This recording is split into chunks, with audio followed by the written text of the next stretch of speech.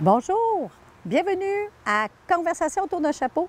Nous allons parler de deux personnages historiques, la seigneuresse d'Argenteuil ainsi que l'arpenteur d'Argenteuil.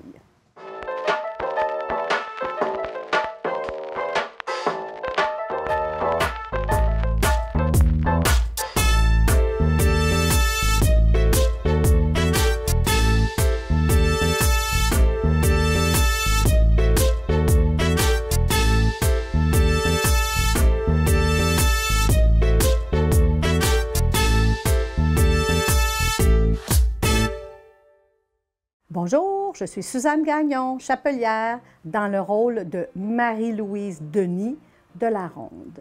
Je suis seigneuresse d'Argenteuil. Je suis née en 1671.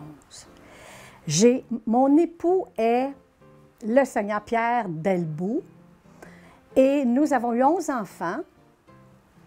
Et quand celui-ci est décédé, il m'a légué tous ses titres de la propriété, mais les sulpiciens de la seigneurie du Lac-des-Deux-Montagnes réclamaient mes titres. Alors, femme de tête et entreprenante, je me suis rendue jusqu'au roi et j'ai eu gain de cause. J'ai pu conserver mes titres jusqu'à ma mort. Bonjour, Robert Simard, historien. Aujourd'hui, à Conversation autour d'un chapeau, je vais jouer le rôle de Theodore Davis, arpenteur de métier, né en 1776 aux États-Unis et surtout l'arpenteur d'Argenteuil. Et Suzanne, tu sais que Pierre d'Aillebout d'Argenteuil était le deuxième seigneur d'Argenteuil, fils de Charles d'Aillebout des Mussauts, celui à qui Frontenac avait concédé la seigneurie en 1680. Pierre d'Aillebout d'Argenteuil est le premier seigneur à avoir porté le nom d'Argenteuil. Parce que probablement il venait de cette région-là en France. Pierre d'Aillebout était militaire, militaire de métier, capitaine dans la milice ici en Nouvelle-France, probablement en route vers le fort Michilimackinac dans le nord des Grands Lacs. Et il est arrivé un accident malheureux. Il est décédé en 1711. Robert, peux-tu me raconter le lien entre la seigneuresse d'Argenteuil que je suis avec l'arpenteur? Avec l'arpenteur. Écoute, tu sais que en 1722, la seigneuresse d'Argenteuil a dû faire valoir ses titres parce qu'elle était en chicane avec les Sulpiciens. Les Sulpiciens possédaient ils ont eu un octroi, la seigneurie du Lac-des-Deux-Montagnes, et ils avaient décidé, eux, qui prenaient possession de l'ensemble du Lonceau. Donc, on parle de Grenville, aller jusqu'à pratiquement Saint-Eustache. Les aurait appartenu. Ça ne faisait pas l'affaire des d'Aillebout, ni de Mme d'Argenteuil, parce qu'elle avait le contrôle sur le pied du Lonceau, donc Carillon. Alors, elle est allée jusque devant le roi lui-même, en personne, faire valoir ses titres.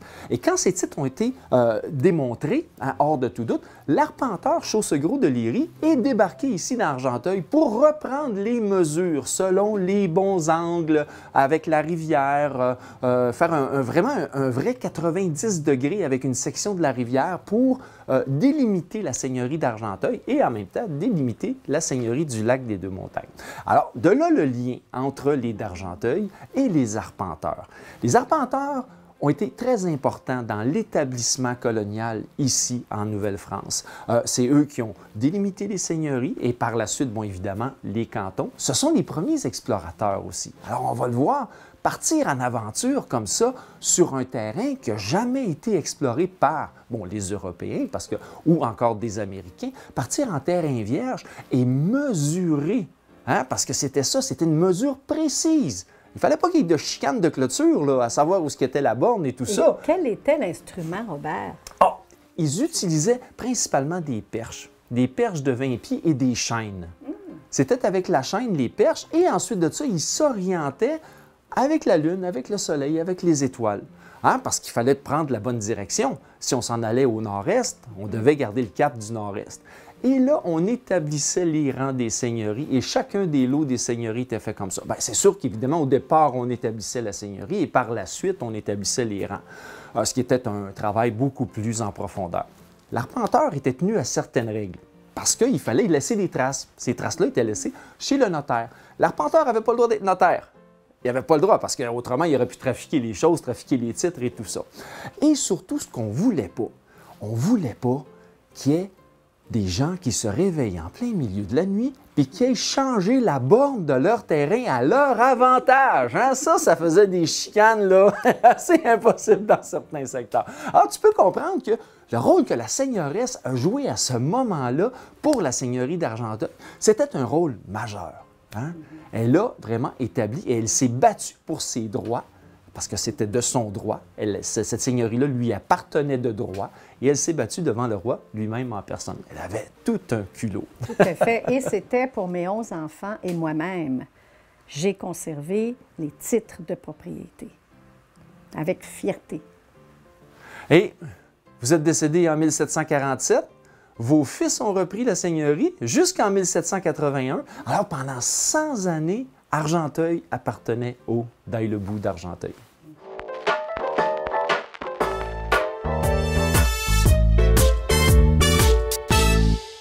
Et si, maintenant, on parlait de chapeau. Marie-Louise, Suzanne, la seigneuresse d'Argenteuil, son chapeau, ses chapeaux, est-ce qu'elle avait une multitude de chapeaux ou seulement un chapeau qu'elle portait dans les grandes occasions? Elle avait une multitude de chapeaux. Mais à cette époque, c'était terminé, en fait, le castor, le chapeau de castor. Donc, venant de la France, étant française, elle avait accès à l'arrivage des bateaux une fois par année. Donc, c'était des lins, des étoffes cousues et des dentelles et des tissus très légers. Et c'était cousu en France. Donc, quand tu parles que le castor était plus de mise dans le chapeau, c'était pour les dames, parce que les hommes continuaient à porter le castor. Pour les dames, effectivement, parce qu'elles avaient porté, elles aussi, des chapeaux haute forme. Mais maintenant, la seigneuresse, en tout cas, la seigneuresse avait des tissus plus nobles. OK. Et quand on pense à l'arpenteur, lui, de son côté, on voit la forme de chapeau, on s'en va vers des palettes qui sont relevées, une palette qui descend. Bon, c'est sûr que lui, quand il partait dans les bois, il y avait le soleil, mais il y avait aussi les moustiques. Donc, est-ce que l'arpenteur avait comme une espèce de moustiquaire? Ça existait-tu à ce moment-là? Probablement pas. Donc, sa seule protection était ce grand chapeau-là avec des grands rebords. Bon, des fois, on rabattait le rebord parce qu'il y avait la pluie et on était toujours en train de prendre des notes. En tant qu'arpenteur, on avait le devoir de prendre des notes, de prendre des relevés, de les écrire, ces relevés-là. Et le tissu était fait de feutre laine, qu'on appelle un feutre laine. Donc, le feutre laine, différencié du feutre poil, c'est plus de la laine d'animaux qu'on a, le mouton, le lama, tout ce qu'ils utilisaient en lainage, d'accord? Contrairement au feutre poil, c'était les poils de castor ou de lapin et de lièvre. Mais l'arpenteur portait... C'est ça. Oui. Avec toute son équipe, bon, oui. Parce qu'il ne partait jamais tout seul, là, hein? Il s'en allait pas dans les bois tout seul. Il faut s'entendre qu'on avait quand même des grands prédateurs là, qui étaient dans nos bois. Là. On avait le loup, on avait l'ours, on avait le lynx. Alors lui, il partait avec son équipe, un canotier, bon, un aide, ensuite de ça, quelqu'un qui prenait les relevés ou c'était lui-même. Ils étaient habituellement une équipe de 4 ou 5. Là. Toujours un cook, hein? Ça prenait quelqu'un pour faire la bouffe, parce que des fois, l'expédition pouvait durer de 2 à 3 mois, là, hein? Où on était parti à délimiter les rangs là, dans les bois puis dans les montagnes et tout ça. Alors, c'était une vie d'aventure pour eux aussi. Mais quand on pense à la seigneuresse d'Argenteuil, on sait que la seigneurie n'était pas établie ici, à Saint-André ou encore à La Chute. À ce moment-là, quelques habitants y vivaient. Elle vivait à Montréal, donc elle vivait dans la haute société. Là, hein? C'est pour ça qu'elle avait accès à ces beaux tissus-là.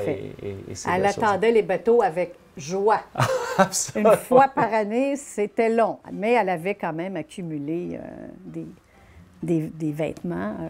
Oui, parce qu'il faut comprendre que la seigneuresse d'Argenteuil, du moins pour les Dai-le-Bou, ils avaient fait fortune dans le commerce des fourrures. Alors, ils étaient en plein milieu de cette grande production-là, avec le castor qui était shippé en France à ce moment-là pour la transformation, parce qu'on avait, comme remarqué dans la dernière émission, les chapeliers, ici, ont été interdits en 1736. Là. Donc, dans cette période-là, on n'avait plus de chapeliers ici. Tout était fait, fabriqué en France. Malgré qu'on avait, ça faisait 150 ans qu'on fabriquait les chapeaux en Nouvelle-France. Et on avait les techniques. Mais maintenant, sous le roi, il a interdit la vente de nos produits. Alors... on voulait garder le monopole en France. En France, garder le monopole. Et là, on va prendre une petite pause. Puis après la pause, on revient avec la fabrication des chapeaux à cette période-là, pré-conquête, conquête, en s'en allant jusqu'au 19e siècle.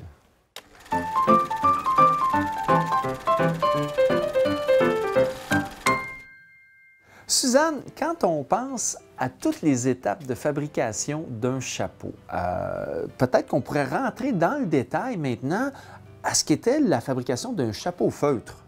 Oui, tout à fait. Alors, tu commences par un éjarrage. Okay. Cependant, il faut que je mentionne que la fabrication des chapeaux, là, ça n'a pas beaucoup changé depuis 150 ans, 200 ans, d'accord? À un moment donné, ça s'est modernifié. Mais si on part du départ, tu avais la partie éjarrage. Il y avait des peaux. Celle-ci, c'est un mouton qui est teint. Les gens appuyaient sur leurs genoux la peau et coupaient, arrachaient tout le poil qu'ils pouvaient, d'accord? Et ça donnait ceci, un petit peu tu sais, bon. Alors, tout ce qu'ils avaient ramassé, c'était comme ça. Ensuite, il l'avait mis dans un secrétage. C'est une recette magique avec de l'acide de mercure. Et c'était trempé là-dedans. Ce qui a fait toute l'histoire avec les chapeliers fous également, c'était un produit extrêmement toxique. Alors, un coup qui est séché, qui a été sécrété et séché,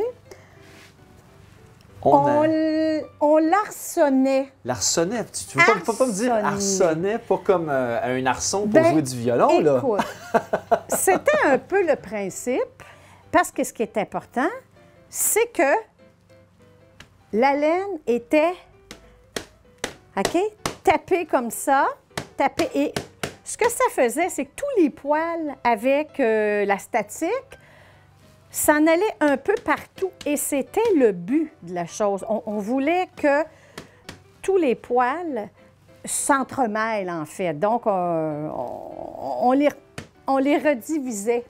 C'était ça qui était le procédé de feutrage, là, hein? Bien, c'est les premières parties. C'est les premières parties oui, du feutrage. Parce qu'après, on appelle ça le battage. Le battage? Le battage, en fait, c'est que là, la peau qu'on a réussi, qu'on a arçonnée, on la met sur une grande planche, on l'humidifie. On la façonne, là, c'est ça? On la façonne. Okay. On met de l'eau, on la façonne, et voilà, d'accord? Et ça va devenir un grand triangle.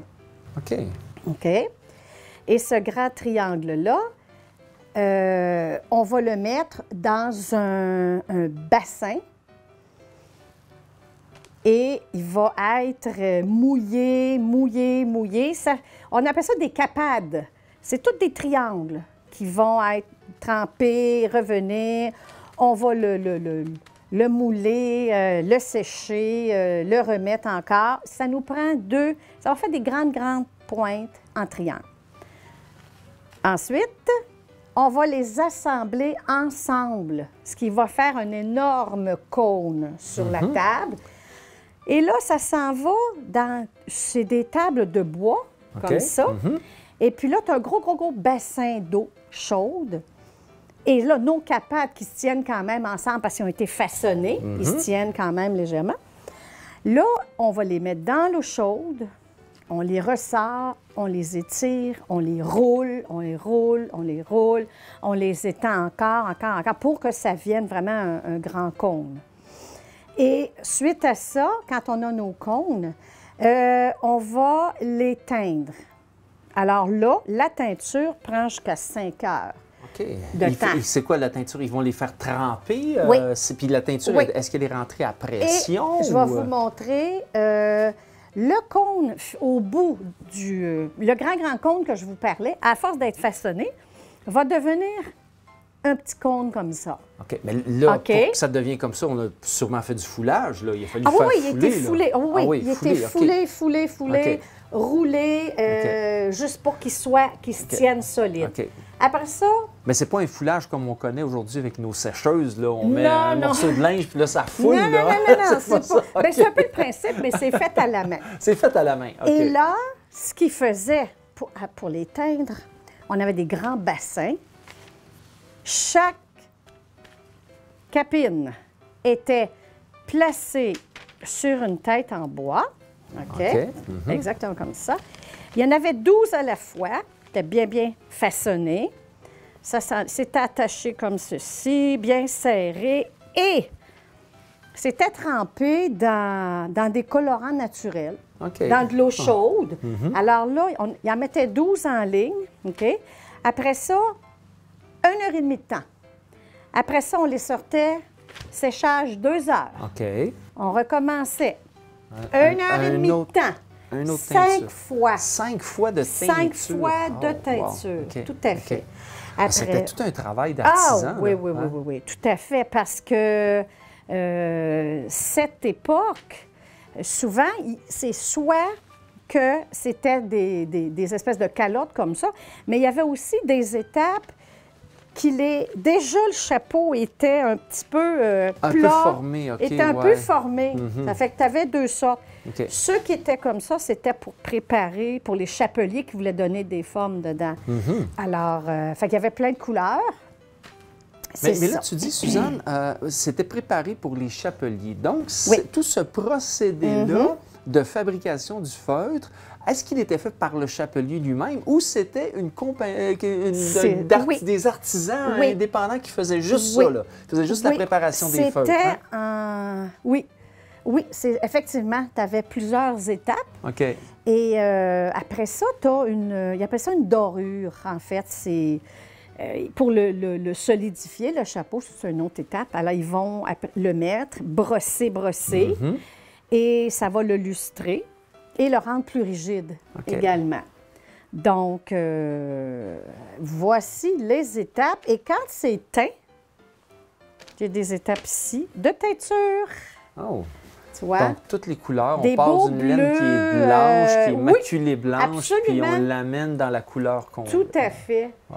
Et puis, dans les années, même dans ces années-là, à un moment donné, il y avait beaucoup de lapins aussi. C'est ça, on était plus dans les feutres poils, mais quand même. Donc, Il y a- la laine oui. du mouton, La laine la du mouton fourrure du pour lapin, faire... Oui, ça, c'est pour faire des feutres laine. des feutres laine. D'accord? Ah, Les feutres ben. poils, c'est un peu le même principe, tout à fait. Et c'était l'époque, justement, des chapeaux en castor. En castor, Voilà. Ce qu'on appelait le castor ou encore le castor fin. Le castor et tout ça. C'était fin. tous les procédés qui étaient fabriqués Oui. par ces artisans-là Oui. qui préparaient. Ils faisaient la préparation Oui. de l'armature du chapeau. Oui, Et ensuite de c'est ça, ça. le chapelier, Le lui, chapelier, s'organisait après, le pour... forme. Il le formait. Exactement. C'est ça. OK. Exactement. Hey, on en a appris beaucoup de choses aujourd'hui. Oui! Merci, Suzanne. Ça fait plaisir. Le saviez-vous que l'expression « le tour du chapeau », celui qu'on a au hockey là, après avoir marqué 3 buts, vient pas du hockey, ça vient d'ailleurs. Hein, Suzanne? Bien sûr. À la messe, à la grand-messe. C'était le tour du chapeau. On allait chercher la dîme ou des sous, les gens qui avaient participé à la messe.